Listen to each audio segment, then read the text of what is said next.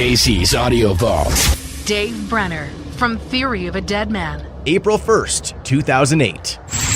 Casey. Hello, Dave. How's it going today? It's going great. How you doing? I'm pretty good. Where are you calling from? I'm in my hotel room in Saskatoon. Saskatoon. How do you like that place? You know what? I don't mind Saskatoon. They got this mall apparently that I guess locals from as far as 6 hours away, they drive up to this mall, and of course this mall is like small and crappy, but I guess it's pretty impressive to this local Saskatoon people. So you spent your day as a mall rat today. Did you check out the food court? Got myself some taco time for lunch. I like to eat healthy on the road. That's a good idea to keep your strength up. I can decide if I should get the soft meat burrito or the crisp meat burrito, so I got both. That's a good plan. Hedge your bets. And didn't eat all of either of them. Half of each was probably enough. Half of each, and I was like, that's enough. Now get me back to my hotel room. Well, first of all, congratulations. You must be pretty happy. Scars and Souvenirs is in stores today. Yeah, I never thought I'd be in Saskatoon, actually, on the day of release, but, it doesn't really matter where we are. We've been really looking forward to today, and I'm excited just to have people be able to hear these songs now. Why are you in Saskatoon? We're doing this huge road journey to the Juno promotion right now, so we're going through a bunch of markets and doing autograph signings, and in a few markets we've played acoustic performances and whatnot, and tonight we're meeting a bunch of Saskatoon fans. Well, you said you're happy the songs are finally out there. Has this been a bit of a different approach to writing the third album? I think that for me it just feels like there's such a long period of time between when we know that the songs are done and when they actually are released. Because, we were done in the studio probably September of last year, and then, it's just this long period of time where we just wait and the record label does the necessary things that they have to do. And for us, it's just like, let's get it out there. Let's get it out there.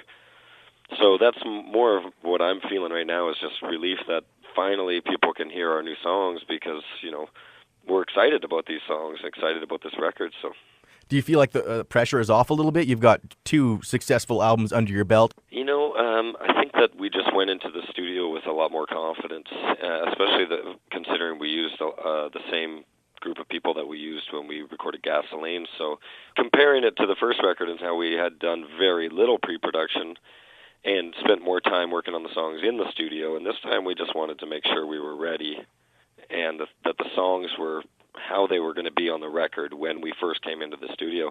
So yeah, we spent a lot of time just jamming and jamming. It just felt like old times again. Do you guys feel you've got something to prove to the critics that would refer to you as another Nickelback clone?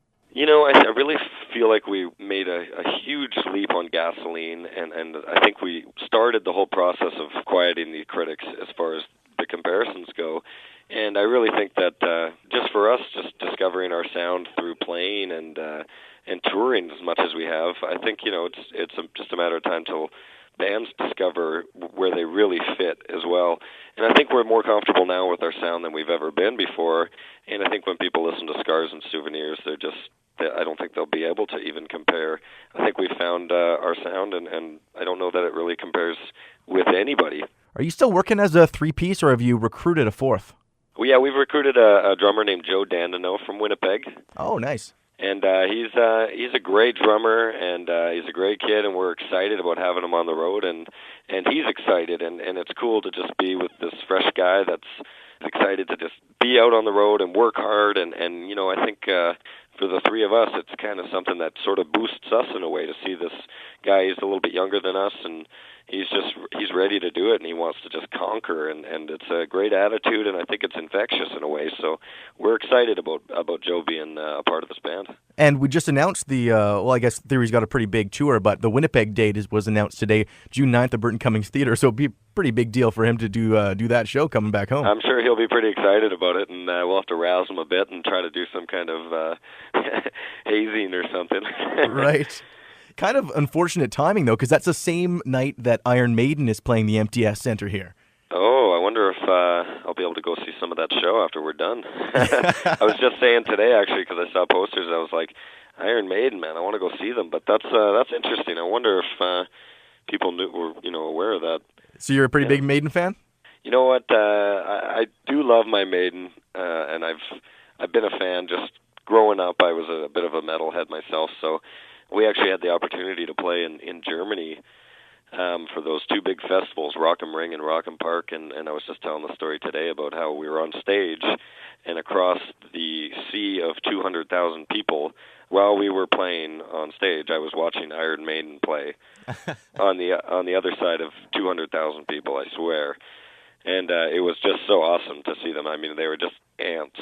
They were so far away, but I knew they were over there, and I was like, this is just the coolest thing. Like, who could imagine just being on stage, having this many people between you and Iron Maiden playing in the direction you're facing? It was so cool. Did you lose your place? Were you trying to figure out what song they were playing the same time Yeah, you were playing? I was wondering why everybody had their backs to us. No, no, it was cool. It was more like you couldn't hear what they were doing, and they probably couldn't hear what we were doing. But it was more like it was a real cool backdrop for me. You know, sometimes it's cool to be playing a show and have something really visually stimulating. I mean, there's nothing more exciting than watching, you know, this amazing rock band play.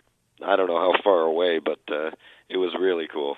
Well, you won't be able to see the MTS Center from the Burton Cummings Theatre, unfortunately. No. What do you guys blast on the road in the tour? Do you bring out the Maiden, like the old nostalgia tapes, or do you tend to keep up to date with new CDs coming out? You know, all kinds of stuff.